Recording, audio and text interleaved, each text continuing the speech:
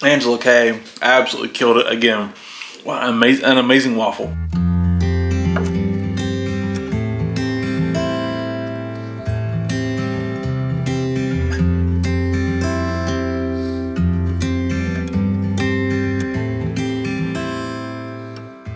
Hey, how's it going, everybody? Welcome back to Art of Creation Homestead. My name is Jason. We're obviously in the kitchen today, right? It's fall. If you didn't know that, okay, it's fall. And say it's fall, y'all, right? That's what everybody says. That's almost annoying to me. I'm sorry, but it is fall, obviously. And with fall comes this insane urge for people to do pumpkin spice everything, right? And I gotta admit, pumpkin spice is good for some things. I'm not a pumpkin spice latte drinker or nothing like that, but I do enjoy pumpkin spice, pumpkin pie things of that nature. So what we're doing today is Angela Kay's over here. She's got some ingredients laid out, and I think she's gonna do some pumpkin spice waffles. So I'm gonna turn it over to her and allow her to show you what to do. All right? Okay, I'm joining the pumpkin spice club today. Which, by the way, I saw an ad the other day for pumpkin spice scented kitty litter. No, thank How you. stupid is that? I mean, maybe it tastes good. I don't know. Now let's get started. In this bowl, we have 1 cup of pumpkin puree, not pumpkin pie filling, pumpkin puree. We have 2 tablespoons of packed light brown sugar. And you just mix those together. That way the brown sugar gets mixed in. Kind of mash the brown sugar in, because you know brown sugar is kind of lumpy. So just make sure that you mix it in really good. And to this, we are going to add 2 large eggs. That's Bella. Ooh, Bella. And Sophia. Oh, sisters. Yes. And to this, we are going to add 1/4 cup of unsalted butter, which is 1/2 stick. Melted. Melted. So Melted and cooled down. Melted and cooled down. Yes. Okay. Because you don't want it to start cooking the eggs. So then it will start solidifying again. It will start solidifying again, and that's fine. That's good. Gotcha. And you want to mix that in really good before you add the next ingredients, because you want to get all that butter mixed in and all those eggs mixed in before you add the rest of your liquid. And don't throw it everywhere. And in this cup, we have 1 1/4 cups of milk and a teaspoon of vanilla. And in it goes. And it's going to look really liquidy, but obviously you don't have everything in there yet. It's yes, okay. we're getting ready to add the dry ingredients, which will take care of all that. And at this point, if you feel like it's too lumpy and you need to smooth it out some, you can take out a whisk and whisk it in. Sometimes it will be just fine. That pumpkin was a little lumpy today, so we'll whisk it in. And you can see it changing color too. That's Yes. much more orange now, so it's obviously mixed a lot better than what it was. Okay. Now we'll shift to the dry ingredients.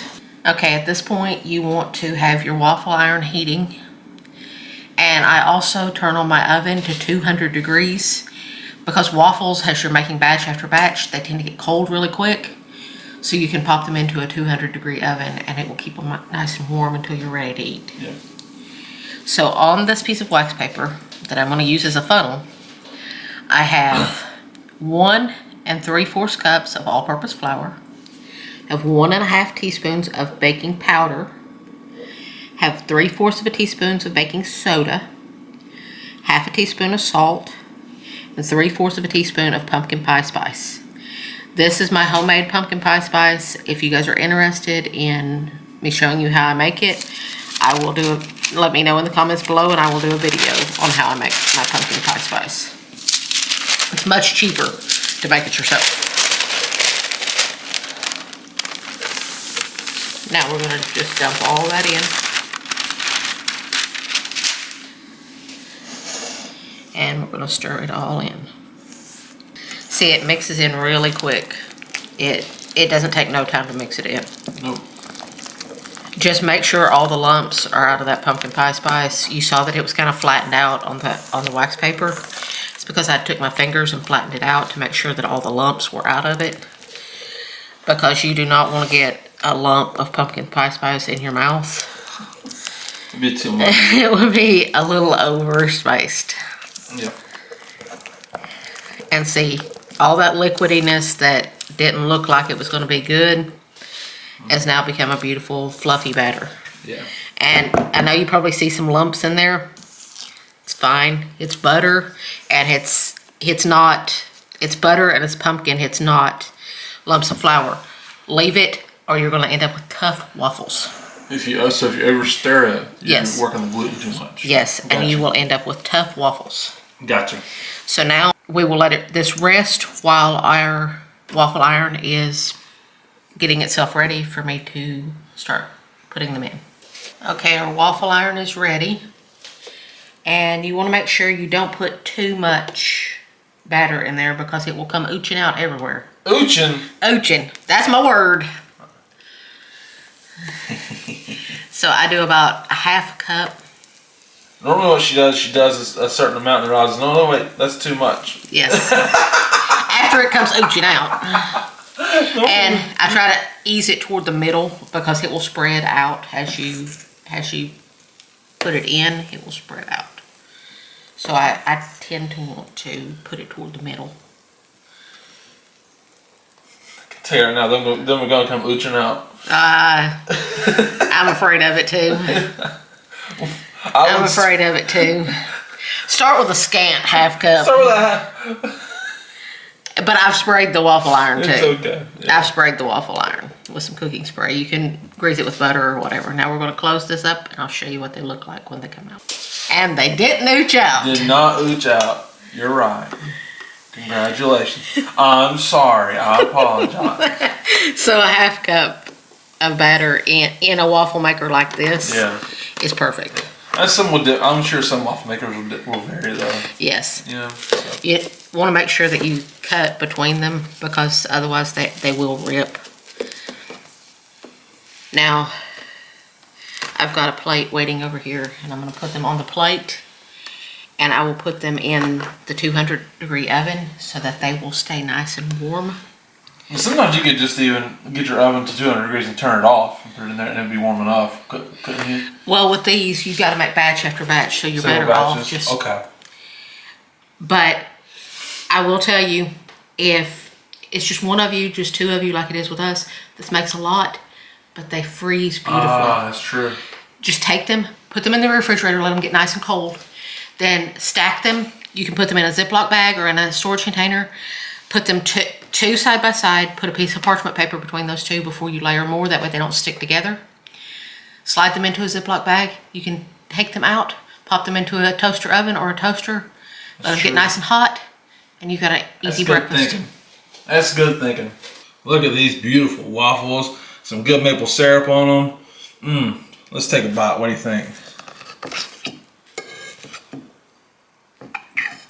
Here it is. Look at that. Awesome. Yep. That's amazing. Angela Kay absolutely killed it again. What an amazing waffle. That is brilliant. Now look, that may not be crispy right now because it is pumpkin in there. So it's going to add moisture. It's adding a different content to it. Okay, so if you want a crispy waffle, once you take them off that waffle iron and you put them in the oven or put them in a toaster oven, you know, you can put them under the broiler in the oven if you're careful, don't burn them. But you can put them in there and crisp them up if that's what you're looking for. But honestly, those are stinking delicious just as they are. If you have to have them crispy, that's up to you. But those are awesome. And use some good maple syrup. Okay, maple syrup. That's maple and pumpkin goes good anyways. But like, that's awesome. An amazing waffle. A great brunch, breakfast. I don't care. Supper, it ain't gonna matter. That's gonna be amazing. You ain't gonna regret making those. So thank you guys so much for watching. We do appreciate it. My name is Jason. That's Angela Kay. This is our Creation Homestead. We love y'all. God bless you and goodbye.